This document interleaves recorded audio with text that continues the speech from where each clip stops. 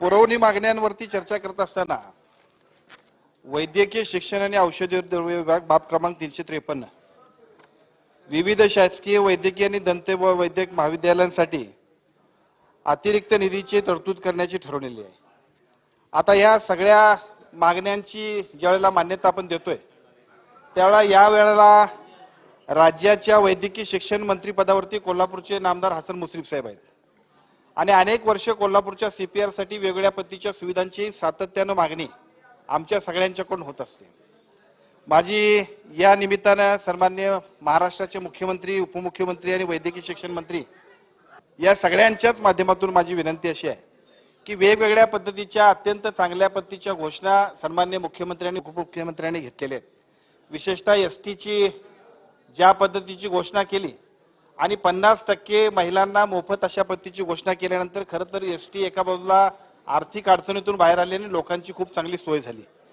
ज्या पद्धतीने आरोग्य विभागामध्ये सुद्धा सगळ्याच्या सगळ्या 100% माफी दिली, एकूण सगळ्या फीज माफ केल्या, त्यामुळे सुद्धा लोकांच्या मध्ये खूप चांगल्या पद्धतीने सगळ्या पीएससी आणि सगळ्या आरोग्य विभागाच्या यंत्रणेमध्ये अत्यंत चांगल्या पद्धतीच्या सुविधा घेण्यासाठी अनेक लोक पुढे येतात। आता त्याच धर्तीवरती जर काय आपल्याकडची सगळी वैद्यकीय शिक्षण विभागातली ज्या सगळ्या हॉस्पिटल्स असतील त्यांना सुद्धा जर 100% माफी दिली तर निश्चितपणाने अनेक शहरी भागामध्ये असणाऱ्या सगळ्या वैद्यकीय शिक्षण विभागातल्या सर्व हॉस्पिटल्सचा लाभ सर्वसामान्य लाभार्थ्यांना होईल आणि त्याचा निश्चितपणाने महाराष्ट्रातले अनेक सगळे जे पेशंट्स असतील, सगळे ग्रामीण विशेषतः शहरी भागातले सगळेच्या सगळे जे पेशंट्स असतील त्यांना त्याचा उपयोग होणार आहे। वेगवेगळ्या पद्धतीच्या सुविधांसाठी सातत्याने सीपीआर कोल्हापूरची मागणी आमच्या सगळ्या लोकांच्याकडून होत असते आणि आता अलीकडे नामदार हसन मुश्रीफ साहेब सुद्धा या विभागाचे मंत्री झाले, त्यामुळे आमच्या कोल्हापूरच्या अपेक्षा वाढलेत।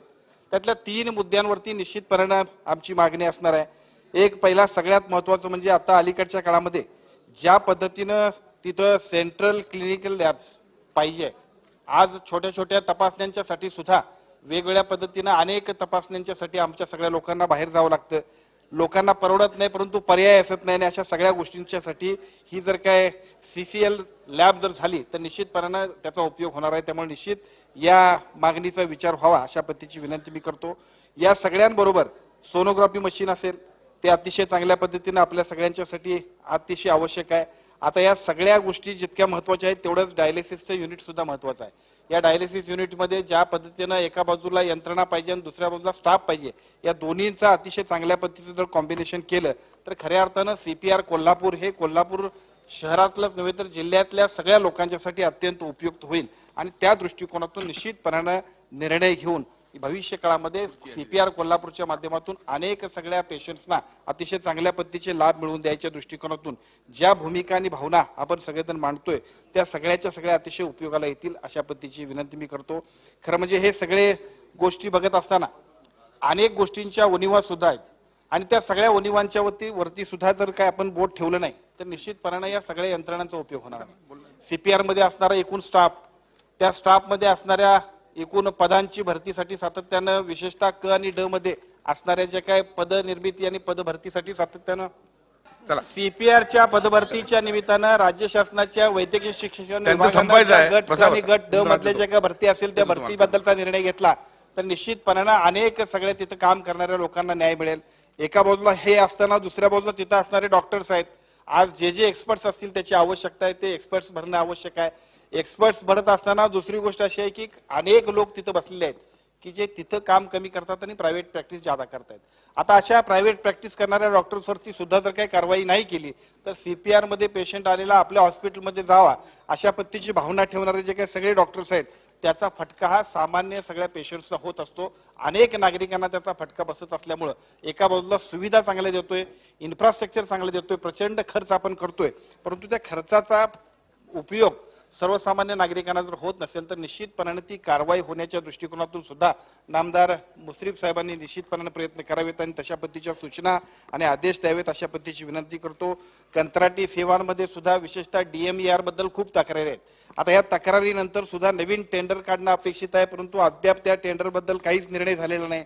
या सगळ्या गोष्टींच्या बद्दल सुद्धा अधिक चांगल्या पद्धतीचे निर्णय घेऊन कोणत्याही परिस्थितीमध्ये यापूर्वी कोल्हापूरच्या सीपीआरला एक महत्त्वपूर्ण अशा पद्धतीची भूमिका आणि खूप चांगल्या पद्धतीने प्रगती करण्यासाठी कार्डिओलॉजी विभाग अतिशय चांगल्या पद्धतीने तत्कालीन काळामध्ये त्यावेळचे नामदार दिग्विजय खानविलकर ज्यावेळेला आरोग्यमंत्री झाले त्यावेळेला घेतला होता.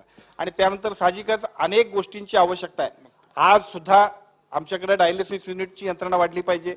आज सुद्धा डायलिसिस युनिट इतकंच महत्वाचं असणाऱ्या किडनी ट्रान्सप्लांट असेल, विशेषतः या सगळ्या गोष्टींच्यासाठी जी काय आवश्यक असणारे एक्सपर्ट स्टाफ असेल, ह्या सगळ्या गोष्टींच्यासाठी सुद्धा अतिशय चांगल्या पद्धतीने निर्णय घेण्याच्या दृष्टिकोनातून मी विनंती करतो. आज याबरोबरच दुसरा मुद्दा आणखीन असा आहे की बाब क्रमांक वन विभागाच्या वन आणि महसूल विभागाच्या बाब क्रमांक 62 इको टुरिझमच्या साठी सुद्धा आम्ही सातत्यानं दाजीपूर अभयारण्य, राधानगरी अभयारण्यासाठी सातत्यानं आम्ही मागणी करतोय. आता खरं म्हणजे मागणी आम्ही करतोय, परंतु प्रत्यक्षात त्या मागणीसाठी आवश्यक असणाऱ्या निधीची तरतूद आजपर्यंत झालेली नाही. आज इथं आपण बारामतीच्या आणि जुन्नर मधल्या बिबट सफारीसाठी अतिशय चांगल्या पद्धतीने निधीची तरतूद केली. खरं म्हणजे दाजीपूर अभयारण्यासाठी यापूर्वी तत्कालीन मुख्यमंत्र्यांच्या पासून ते आजपर्यंत आम्ही जी काय मागणी केली त्या मागणीबद्दलचा निर्णय झालेला नाही. या विभागाचे सेक्रेटरी असतील तर त्यांना माझी विनंती आहे की ज्या गोष्टी गरजेच्या आहेत त्या गोष्टी गरजेच्या असणाऱ्या गोष्टी, आवश्यक असणाऱ्या गोष्टींसाठी एकदा मुख्यमंत्र्यांनी घेतलेल्या निर्णयानंतर सुद्धा जर प्रत्यक्ष पूर्तता होत नसेल तर याच्या इतकं दुर्दैवी दुसरं कुठलं नाही. अत्यंत आवश्यकता असणार आणि पर्यटनाच्या खूप चांगल्या संधी असताना सुद्धा ज्या पद्धतीने निर्णय घ्यायला पाहिजे होते ते निर्णय घेतले नसल्यामुळे अनेक दिवस दाजीपूर अभयारण्याचे वेगवेगळे विषय पेंडिंग आहेत. एका बाजूला ह्या इको टुरिझमच्या निमित्तानं निधी उपलब्ध करून घेणं, दुसऱ्या बाजूला या इको टुरिझमच्या बरोबर दाजीपूर अभयारण्यामध्ये ज्या ज्या लोकांच्या जमिनी गेले त्या सगळ्या जमिनी गेलेल्या लोकांना त्यांचा मोबदला मिळणं आणि त्याचबरोबर वेगवेगळ्या पद्धतीच्या ज्या काही सगळ्या इको टुरिझमच्या सुविधा असतील त्या सगळ्या उपलब्ध करून देण्याच्या दृष्टिकोनातून प्रयत्न करणं. माझी विनंती आहे की या बाबतीत सुद्धा वन विभागाचे मंत्री आणि सेक्रेटरी निश्चितपणे अतिशय चांगल्या पद्धतीची भूमिका घेतील. या दोन्ही गोष्टींना अधिक चांगल्या पद्धतीने मान्यता द्यावी अशा पद्धतीची विनंती करतो आणि मी थांबतो. धन्यवाद.